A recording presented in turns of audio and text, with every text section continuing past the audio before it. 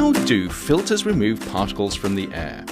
It's tempting to think of air filters as microscopically small versions of kitchen sieves which block large particles from getting through while letting small ones past. As we'll see though, this picture is rather misleading.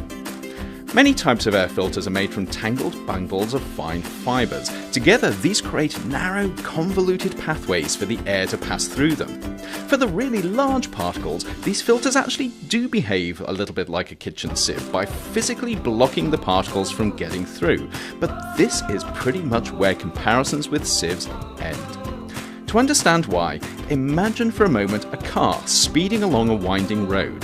The car fits easily on the road, but if it's going too fast, it won't be able to navigate the bends, and you just know that at some point it's going to crash.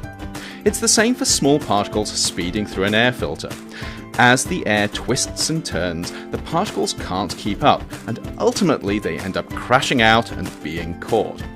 Because of their inertia, which just like the car depends on how massive they are and how fast they're going, they can't stay the course.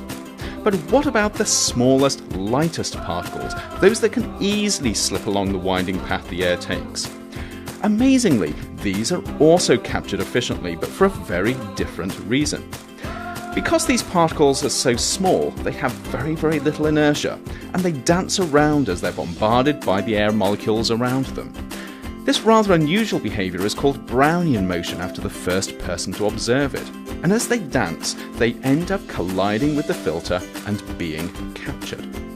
So at the end of the day, it's not the smallest airborne particles that are the hardest to filter out, but the medium-sized ones. Those that are too small to be captured through inertia, but too large to be captured through Brownian motion. And this is why, when manufacturers design and test air filters, they don't use the largest particles or the smallest ones, but they use the middle-sized ones. Those particles that are just the right size to slip through and make it to the other side.